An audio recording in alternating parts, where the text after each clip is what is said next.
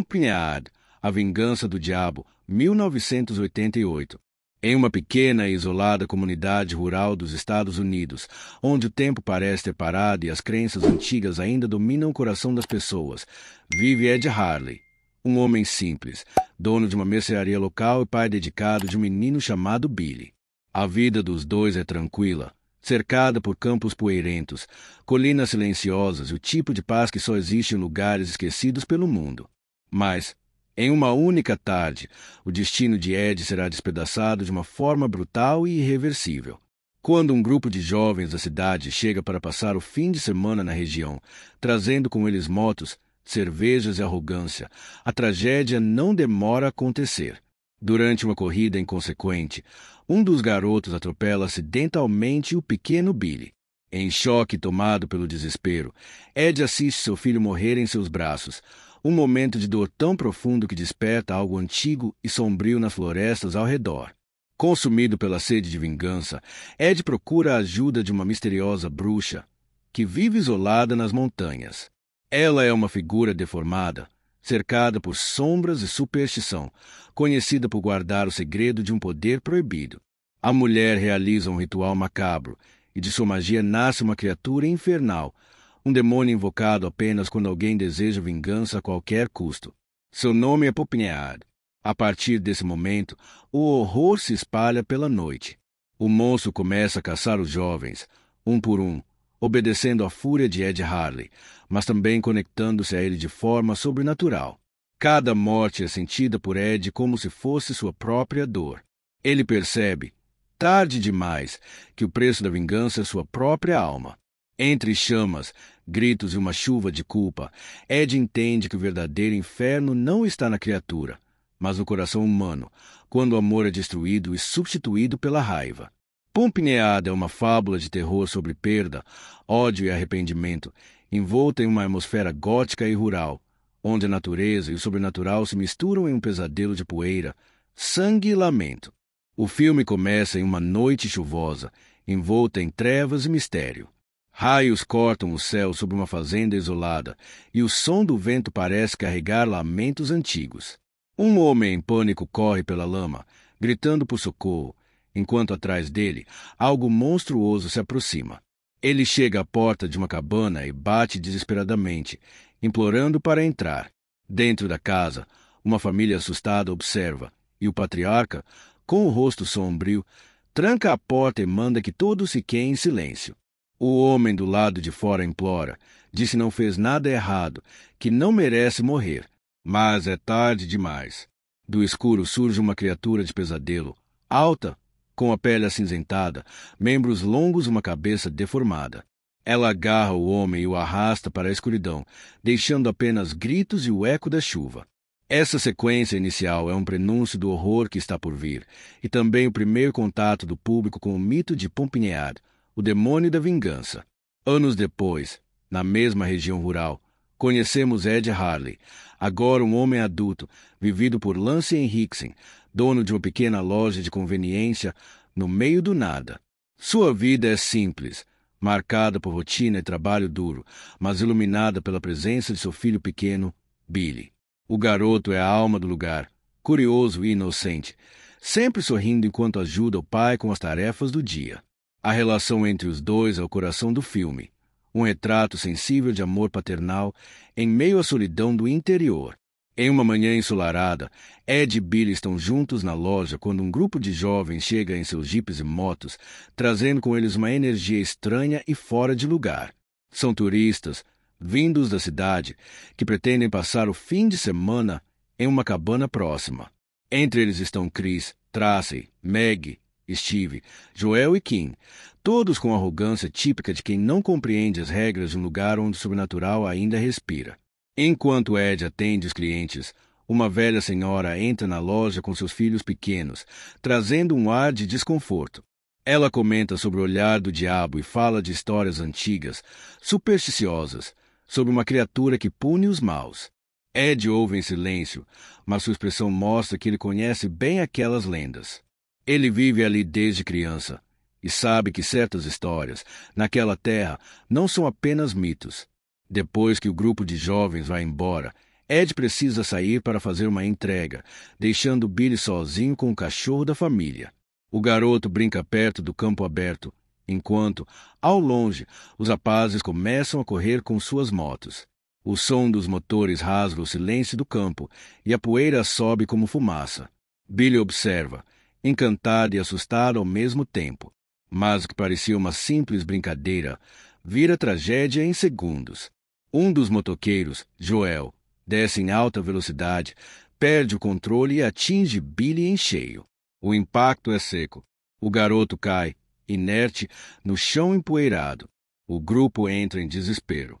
Alguns querem ajudar, outros, com medo da polícia, querem fugir. Joel, tomado pelo pânico, decide esconder o que aconteceu e foge com sua namorada. Os outros ficam paralisados, sem saber o que fazer. Quando Ed retorna e encontra o corpo do filho, o silêncio que toma conta da cena é quase insuportável. Ele o segura nos braços, desesperado, chamando por ele, mas já é tarde.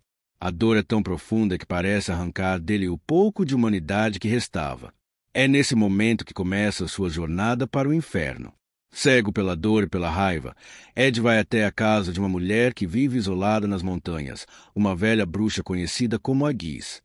O caminho é sombrio, cercado por árvores retorcidas e névoa espessa, como se a floresta sussurrasse advertências que ele se recusa a ouvir. Ao chegar, é recebido por uma figura assustadora, enrugada, com olhos fundos e voz rouca. Ela o encara em silêncio, como se já soubesse o motivo de sua visita. Ed, em prantos, disse que é justiça, que quer que aqueles que tiraram a vida de seu filho sofram. A mulher balança a cabeça lentamente e diz: o que você pede não é justiça, é de Harley. É vingança. E o preço dela é alto demais. Mas ele insiste. Ele não liga para o preço, só quer ver os culpados pagarem. A velha então manda buscar algo no antigo cemitério, um local proibido onde o chão parece pulsar com energia negra. Lá, entre túmulos esquecidos, Ed encontra um pequeno monte de terra, uma espécie de túmulo coberto de raízes, e o desenterra. Dentro dele, há um corpo disforme, ressecado, que mais parece o feto de um demônio. É o corpo de Pompinead, adormecido. De volta à cabana, a velha bruxa prepara o ritual. Ela corta o sangue de Ed, mistura com o do garoto morto e o despeja sobre a criatura. As chamas tremulam, o vento sopra forte e o corpo inerte começa a se mover. Aos poucos, ele se transforma, crescendo, deformando-se, ganhando forma humana e diabólica ao mesmo tempo. O olhar de Ed é de espanto e medo, mas também de expectativa. Ele acredita que aquilo trará paz à sua dor. Mas o que ele não sabe é que, ao despertar o demônio, ele selou seu próprio destino. A conexão entre o homem e a criatura é imediata. A cada passo que Pompinead dá, Ed sente o peso em sua mente. A cada grito, algo dentro dele se contorce. O vínculo entre criador e monstro começa a se fundir, e sua alma, lentamente, começa a se corroer.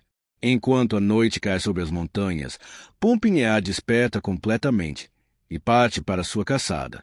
O demônio é uma visão aterradora. Pele pálida, olhos sem emoção, dentes longos e um corpo esguio e poderoso. Ele surge nas sombras como uma força da própria terra, determinado a cumprir sua missão. A primeira vítima é Joel, o responsável pelo atropelamento. Ele é arrancado de dentro da cabana com violência sobrenatural, arremessado contra as árvores. Os outros tentam escapar, mas a criatura os persegue, um por um, implacável. Não há grito que a faça parar. Não há arma que a detenha. Pompinead é o reflexo do ódio de Ed, puro, vingativo e incontrolável. E, enquanto o sangue é derramado, Ed sente tudo. As visões o atormentam, os gritos ecoam dentro de sua cabeça. Ele percebe que não é mais um simples observador. Ele é parte do monstro. A noite cai pesada sobre o campo. O vento sopra entre as árvores retorcidas, e a terra parece respirar como se o inferno tivesse se aberto logo abaixo da superfície. O pacto foi selado, e o demônio despertou. Agora, Pompinead caminha novamente entre os vivos, erguendo-se do baú como uma sombra que jamais deveria ter sido tocada pela luz.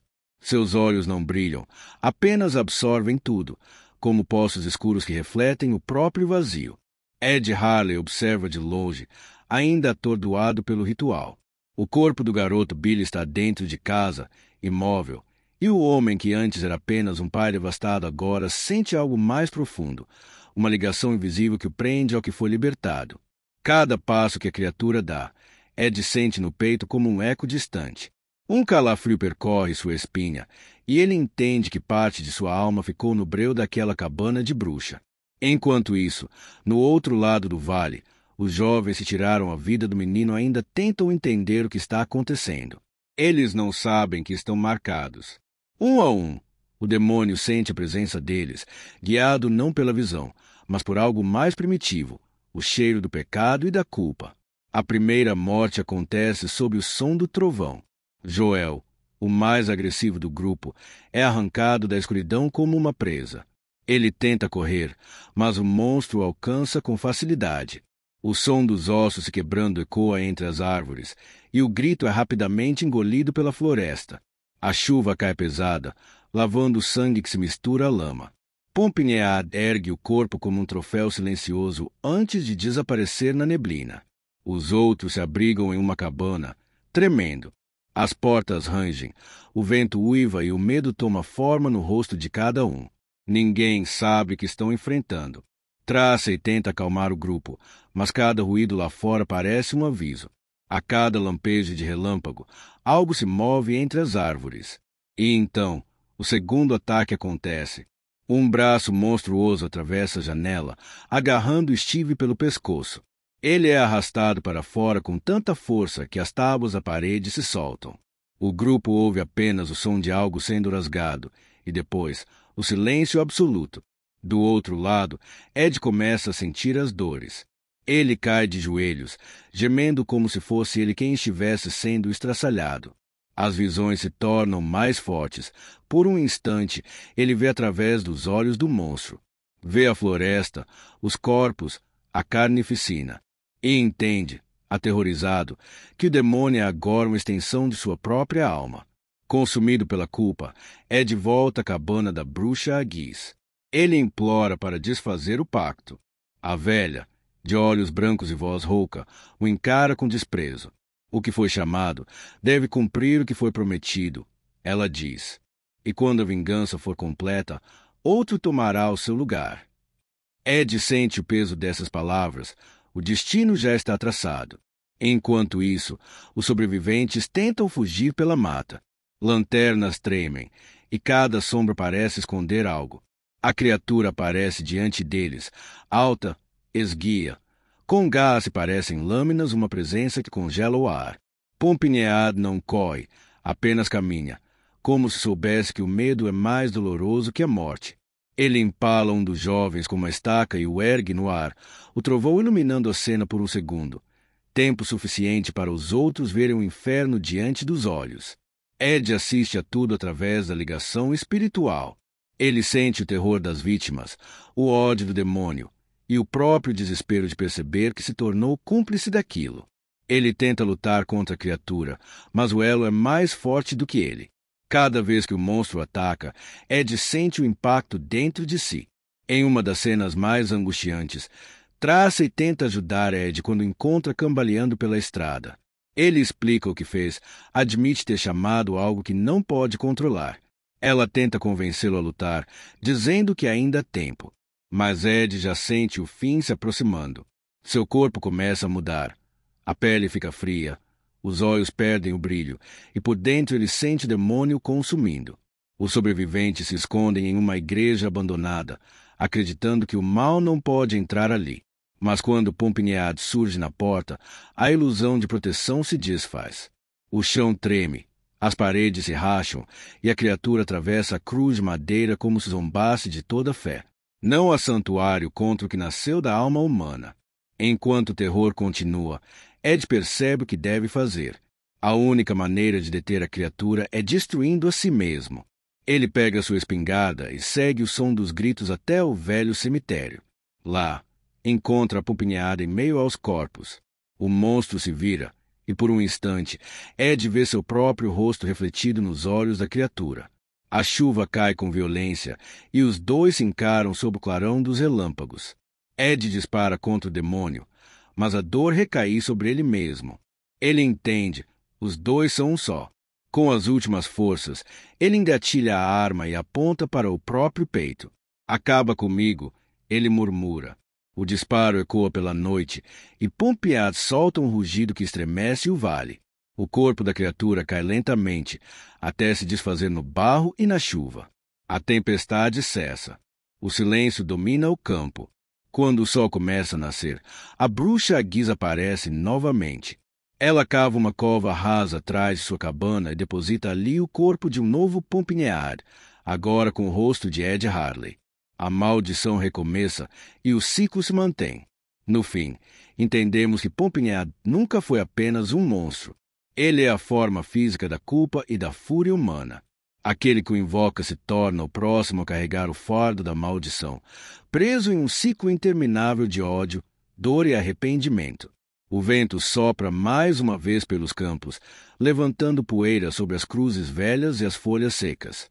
O som distante de um choro infantil ecoa, e tudo volta a ficar em silêncio. A lenda do demônio da vingança continua, adormecida sobre a terra, esperando apenas que outro coração desesperado, consumido pela perda, volte a chamá-lo do inferno. Se existe um nome que define a força e o olhar sombrio do cinema fantástico dos anos 80 e 90, esse nome é Lance Henriksen. O ator americano, dono de uma presença magnética e um olhar ao mesmo tempo frio e humano, construiu uma carreira marcada por personagens intensos, solitários e quase sempre cercados pelo sobrenatural. Antes de viver Ed Harley, o pai devastado em Pompead, Henriksen já havia deixado sua marca em verdadeiros marcos do cinema moderno. Em Aliens, O Resgate, 1986, dirigido por James Cameron, ele interpretou o Bishop, o androide de coração humano que se tornou um dos personagens mais queridos da franquia. 3 anos antes, Henriksen já havia colaborado com Cameron em outro clássico, O Exterminador do Futuro, 1984, onde viveu o detetive Vukovich, um dos policiais que tentam deter o implacável ciborgue vivido por Arnold Schwarzenegger. Ainda com Cameron, Henriksen participou de Piranha 2, Assassinas Voadoras, 1982, um de seus primeiros papéis de destaque, misturando terror e ficção científica de forma caótica e divertida. Depois disso, seu nome se tornaria sinônimo de intensidade, surgindo em obras como Quando Chega a Escuridão, 1987, um faroeste vampiresco cult em que um grupo de criaturas noturnas espalha o terror pelo deserto americano, e o thriller Crepúsculo Selvagem, 1985, onde ele vive um policial obcecado pela verdade em meio à corrupção. Na década seguinte, Henriksen mostrou sua versatilidade.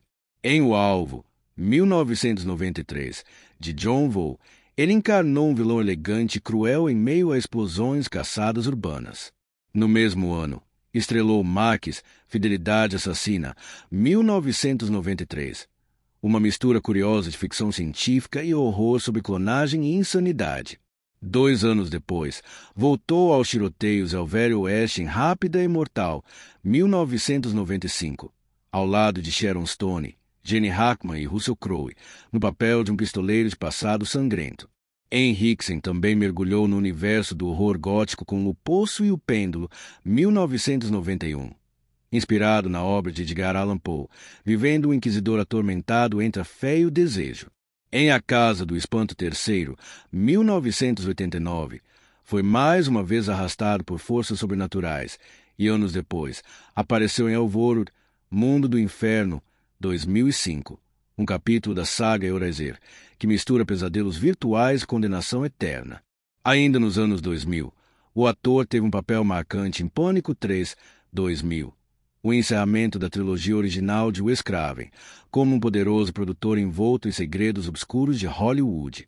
Sua carreira começou lá atrás, nos anos 70, com Herdeiros da Morte, 1979, uma ficção científica apocalíptica sobre controle e paranoia, e antes disso, ele já havia aparecido no clássico Contatos Imediatos do Terceiro Grau, 1977, de Steven Spielberg, onde viveu um agente em meio ao primeiro contato com seres extraterrestres.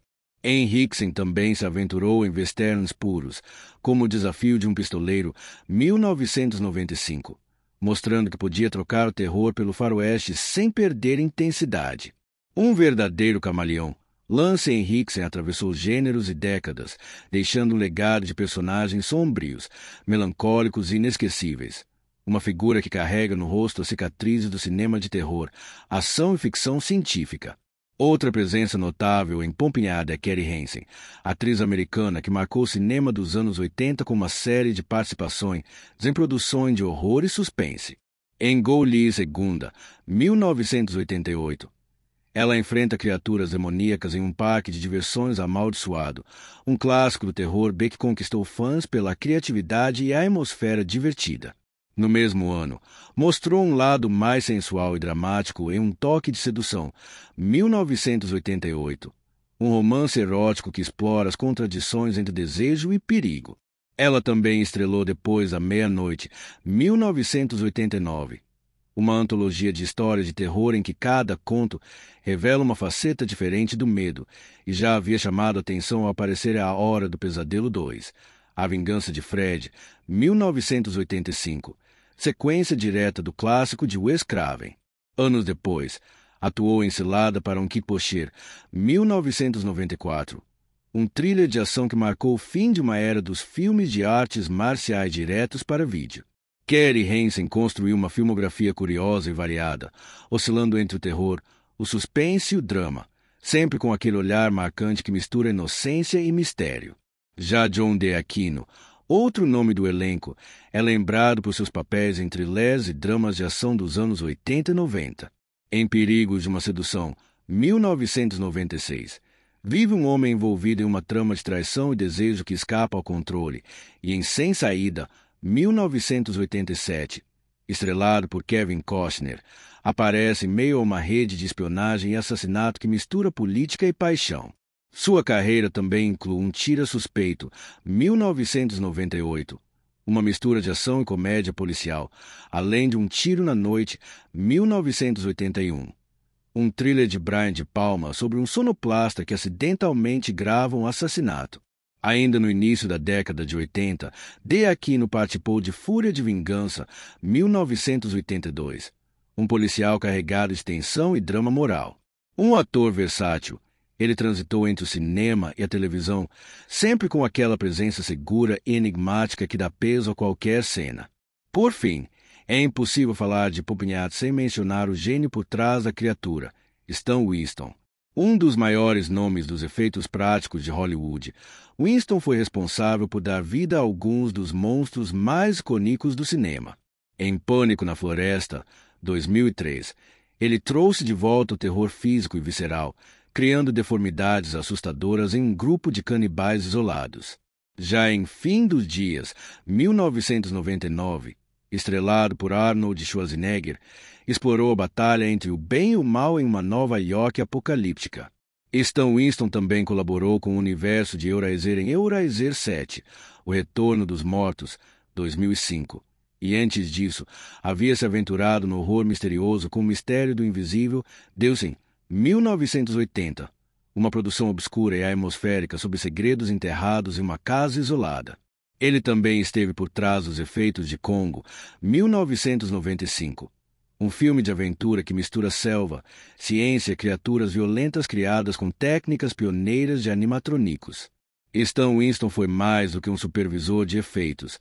Foi um artesão da imaginação, um criador de pesadelos que moldou o medo com as próprias mãos. Seu trabalho inspirou gerações e definiu a estética do terror moderno. Em Pompeada, cada um desses nomes contribuiu para algo maior que o próprio filme, uma atmosfera de perda, vingança e destino. Henriksen entregou uma das atuações mais humanas de sua carreira, enquanto Winston deu forma ao horror da alma. Keri Hansen e John D. Aquino completaram o elenco com presenças que ecoam o melhor do cinema de gênero dos anos 80. No fim, Pompeada é mais do que um conto de vingança sobrenatural. É um ponto de encontro entre grandes artistas que ajudaram a construir o imaginário do terror. Um lembrete de que, mesmo nas sombras, o cinema continua vivo, pulsando como o coração do próprio inferno. E assim, Encerramos mais uma sessão aqui no canal, o último VHS.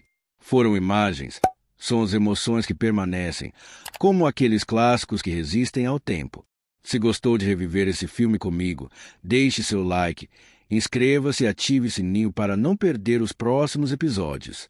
A cada semana, desenterramos clássicos, visitamos cultis esquecidos e revisitamos filmes que marcaram gerações.